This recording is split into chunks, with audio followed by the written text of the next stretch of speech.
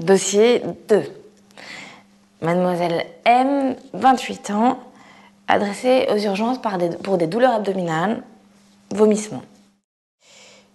Elle a des épisodes de cystite. Rappelez-vous que tout ce qui est dit dans l'énoncé est jamais dit de façon anecdotique, donc on va retomber sur nos pieds. Vous notez cystite d'un côté. Elle a maigri, il y a une histoire de syndrome dépressif. Elle a un examen clinique qui ne retrouve pas grand-chose au niveau abdominal, une tension artérielle qui est un peu basse, à 10 de systolique, un pouls un peu rapide à 110 par minute. Donc des petits signes de déshydratation extracellulaire. Le ionogramme sanguin retrouve une natrémie à 126, une kaliémie à 5,3 et une glycémie qui est plutôt basse, aux alentours de 0,8 g par litre. Donc la natrémie n'est pas à corriger en fonction de la glycémie. Première question, quel diagnostic suspectez-vous? À retenir toujours dans votre vie de médecin, devant l'association hyponatrémie hyperkaliémie, le diagnostic dont on doit avoir peur, c'est l'insuffisance surrénalienne aiguë. Donc, le diagnostic est suspecté ici, en association avec les signes cliniques qui collent bien, c'est une insuffisance surrénale chronique qui se décompense. Donc, on peut dire insuffisance surrénalienne aiguë, secondaire à la décompensation d'une insuffisance surrénalienne chronique. Pourquoi je dis ça? Insuffisance surrénale chronique, parce que ça fait plusieurs mois qu'elle maigrit, parce que elle a une histoire de dépression. Donc, ces petits signes nous orientent vers l'insuffisance surrénale chronique. Aiguë, parce qu'elle a mal au ventre, qu'elle vomit et qu'elle a hyponatrémie, hyperkaliémie. Voilà le diagnostic qu'on doit suspecter devant ce tableau clinico-biologique. Pouvez-vous faire un rappel physiopathologique de l'insuffisance surrénale chronique sur la tension artérielle, la natrémie et la kaliémie? Ça marche. Donc, ce dont il faut se rappeler, c'est que la surrénale est responsable de la synthèse et de la sécrétion de 3 hormones. Donc, je vais vous faire un petit dessin pour vous rappeler ça. Avec un petit rein, pas très joli, mais la petite surrénale, effectivement, qui est comme ça. Le dessin n'apporte peut-être pas grand-chose. Elle a 3 hormones qui sont l'aldostérone, le cortisol et des androgènes surrénaliens. En cas d'insuffisance surrénalienne, ces 3 hormones ne sont pas sécrétées. Donc, on n'a plus aucune de ces 3 hormones. Le rôle de l'aldostérone, c'est de réabsorber le sodium et de faire excréter le potassium, ou de faire pisser le potassium. Donc, l'aldostérone doit normalement réabsorber le sodium, faire pisser le potassium. En l'absence d'aldostérone, puisqu'il y a une insuffisance de la surrénale, il n'y a plus d'aldostérone, on pisse le sodium et on n'arrive plus à excréter le potassium, donc on a une hyperkaliémie. On perd notre sodium par les urines et on a une hyperkaliémie. Le rôle, tous ces signes clinico-biologiques viennent finalement de la carence, principalement en aldostérone. Le cortisol, le déficit en cortisol, est lui aussi responsable d'une petite hyponatrémie de dilution, donc il va se rajouter à l'hyponatrémie de déplétion du déficit en aldostérone. Et finalement, le déficit en androgène est quasiment anecdotique. On peut retrouver une petite dépilation, et encore qui est assez exceptionnelle, puisqu'il nous reste les androgènes ovariens ou testiculaires. Donc finalement, peu de signes clinico-biologiques du déficit en androgène, et principalement des signes du déficit en aldostérone. Donc sur la tension artérielle, nous avons le rôle de l'aldostérone qui donne une déplétion sodée et une hyperkaliémie. Alors, pour la question suivante, qui est donc la question 2, que manque-t-il à mon examen clinique? Qu'est-ce qui peut manquer pour confirmer les 2 diagnostics dont je vous ai parlé à la question 1, qui étaient 1, l'insuffisance surrénalienne chronique, et 2, l'insuffisance surrénalienne aiguë. Ce qui peut confirmer une insuffisance surrénalienne chronique, c'est de rechercher une mélanodermie. Donc c'est une pigmentation brune grisâtre sur les zones de frottement, particulièrement sur les zones exposées. Et donc, on recherche au niveau des coudes, au niveau des genoux des patients. Et puis, sur les zones, alors il y a sur les muqueuses, donc un peu au niveau de l'intérieur des lèvres. Et le classique, c'est aussi sur les auréoles mammaires. Donc, rechercher la mélanomanie, qui est un grand signe de l'insuffisance surrénalienne chronique. Donc, de façon moins spécifique, on peut rechercher la dépilation dont je vous ai parlé tout à l'heure, quoiqu'elle est peu présente dans la mesure où il existe les androgènes ovariens de nos patientes. En faveur de l'insuffisance surrénalienne aiguë, en plus des signes déjà de l'énoncé, on peut rechercher d'autres signes de déshydratation extracellulaire, qui sont le pli cutané par exemple. Il faut rechercher des signes de gravité, qui vont être des signes de choc, avec une marbrure, une hypotension artérielle plus importante. On peut rechercher des signes d'hypoglycémie, puisque le déficit en cortisol principalement peut donner une glycémie basse, donc des sueurs, des palpitations. Et enfin, rechercher un facteur déclenchant. Donc ça, c'est pas dans les diagnostics, mais c'est ce qui manque effectivement dans l'examen clinique. Donc, fièvre à la recherche d'un facteur déclenchant, des signes d'hypoglycémie, d'autres signes de déshydratation extracellulaire, voire des signes de choc. Et enfin, le signe quasi spécifique de l'insuffisance surrénalienne chronique, qui est la mélanodermie. Quelle est la physiopathologie de la mélanodermie? C'est vrai que c'est assez étonnant. Pourquoi les patients qui ont une insuffisance surrénalienne chronique ont ont une mélanodermie. Donc, je vais refaire le dessin ici.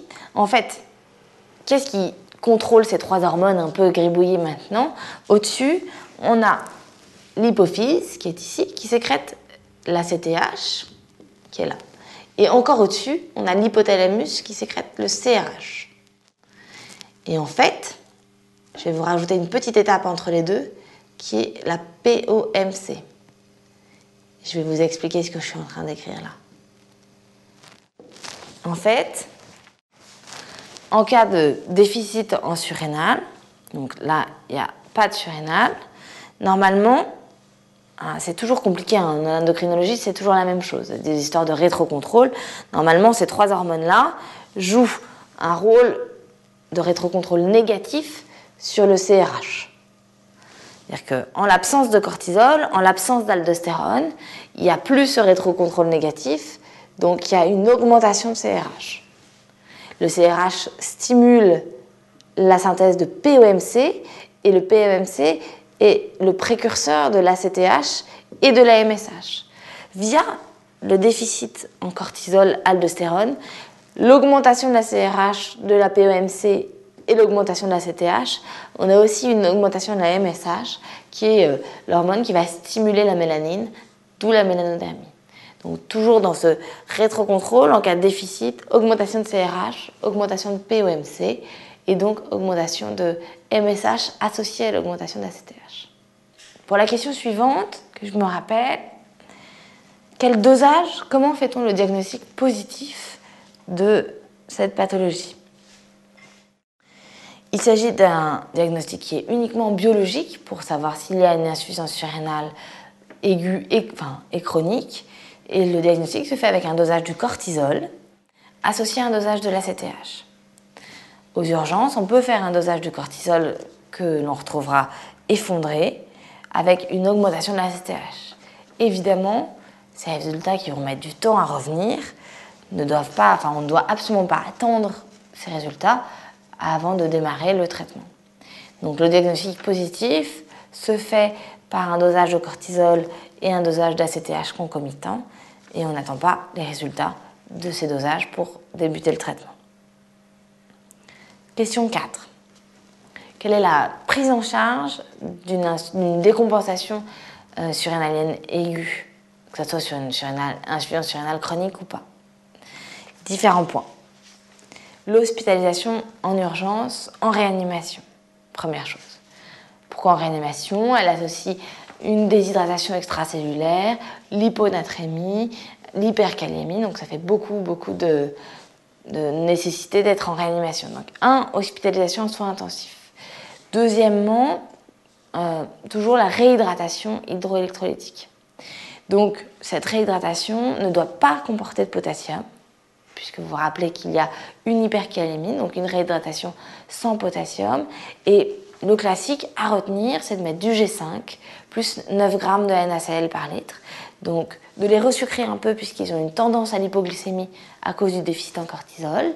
Et de mettre quand même 9 g de NaCl par litre, puisque je vous rappelle qu'ils ont une grande déplétion sodiée, et donc il faut quand même les remplir. Donc, hospitalisation en soins intensifs, réhydratation avec du G5, plus 9 g de NaCl par litre, environ 4 à 6 litres par 24 heures. Et le traitement étiologique, c'est l'hydrocortisone. La dose qui est à connaître est hydrocortisone 100 mg IVD, puis 400 mg à la seringue électrique. Sur 24 heures, évidemment. Donc là, on a traité l'insuffisance surrénalienne et on rajoutera le traitement d'un facteur déclenchant potentiel, que ce soit ici une pyélonéphrite ou autre, de traiter toujours le facteur déclenchant. Enfin, une surveillance, qui est une surveillance clinique de la tension artérielle, du pouls et biologique, en particulier de la calémie. Pourquoi ne mettons pas de fludrocortisone en urgence ? C'est vrai que le traitement de l'insuffisance surrénale chronique, c'est hydrocortisone plus fludrocortisone. Ce qu'il faut savoir, c'est qu'à partir d'une certaine dose, l'hydrocortisone peut jouer le rôle de la fludrocortisone. Elle peut s'accrocher sur les récepteurs de la fludrocortisone et donc on n'a pas besoin d'associer les deux dans l'urgence, puisque en donnant 400 mg à la seringue électrique d'hydrocortisone, on donne aussi finalement de la fludrocortisone. On appelle ça le rôle minéralocorticoïde des glucocorticoïdes. Question 5. Quelles sont les deux étiologies en France de cette maladie de fond? La maladie de fond, c'est l'insuffisance surrénalienne chronique. Les deux étiologies, c'est à 80-90% une étiologie auto-immune, qu'on appelle la rétraction corticale auto-immune, et 10-20% des cas en France restent la tuberculose surrénalienne. Ce qu'il faut savoir juste, c'est que quand on parle de maladie d'Addison, ça veut juste dire insuffisance surrénale primitive, mais ça ne préjuge en rien de l'étiologie de l'insuffisance surrénalienne. Donc, d'un côté, l'auto-immun, de l'autre côté, la tuberculose. Question 6, le bilan étiologique. Alors, maintenant qu'on a parlé des deux causes principales, on va retomber sur nos pattes avec le bilan étiologique. D'une part, on va rechercher une cause auto-immune, on va rechercher les anticorps anti-21 hydroxylase. Et puis on va regarder morphologiquement comment sont ces surrénales par un scanner des surrénales. Dans la rétraction auto-immune, elles sont plutôt petites, minces, on a du mal à les voir. Ensuite, pour la deuxième cause, qui est la tuberculose, on va rechercher d'autres manifestations de la tuberculose, faire une radio de poumon, plus ou moins une IDR. Enfin, on va rechercher une étiologie à cette tuberculose qui va être une sérologie HIV avec l'accord de la patiente pour savoir si c'est pas une tuberculose secondaire à une séropositivité pour le HIV. Question 7. Dernière question de ce dossier. Quel est le traitement au long cours et les conseils associés qui sont multiples dans cette maladie? Donc, il s'agit d'une maladie chronique, donc il va s'agir, et il faut le noter sur votre copie, d'un traitement à vie, que ce soit d'une cause tuberculose ou d'une cause auto-immune, les surrénales ne vont pas récupérer. Donc, première chose, traitement à vie. Deuxième chose, le traitement médicamenteux associe de l'hydrocortisone, à une dose de 20 à 30 mg par 24 heures, de la fludrocortisone entre 50 et 100 microgrammes par 24 heures, donc l'hydrocortisone qui va remplacer le cortisol, la fludrocortisone qui remplace l'aldostérone. Donc ça, c'est les deux traitements médicamenteux. Ensuite, les conseils, c'est d'avoir toujours une carte d'addisonien dans son portefeuille, si jamais il arrive un accident. En fait, si vous avez un accident de la route et que vos surrénales marchent normalement, habituellement, vous avez vous-même augmenté votre sécrétion de cortisol, qui est vraiment une hormone de stress. Donc il faut imaginer qu'en cas d'accident de la route ou en cas de n'importe quel stress, une infection, ces patients qui n'ont pas de surrénal ne peuvent pas augmenter d'eux-mêmes leur sécrétion leur synthèse et leur sécrétion de cortisol. Donc dans ces cas-là, ils ont un besoin plus important d'hydrocortisone. Donc dans les conseils, on conseille à nos patients d'augmenter leur dose d'hydrocortisone, de doubler leur dose d'hydrocortisone en cas de fièvre ou d'infection, de douleur importante. Ensuite, on leur conseille de ne pas s'automédiquer, remarque comme à tous les patients, de ne pas prendre de médicaments qui ne leur sont pas conseillés. Et on leur conseille d'éviter les laxatifs et les diurétiques, qui sont des médicaments qui vont jouer un peu sur le système rénine-angiotensine, sachant qu'eux ne pourront pas adapter leur synthèse d'aldostérone en fonction du système rénine-angiotensine. Ils vont avoir uniquement ce qu'on va leur donner en aldostérone.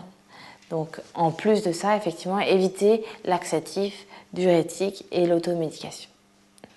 Voilà, on a fait le tour pour le dossier 2 d'insuffisance surrénalienne.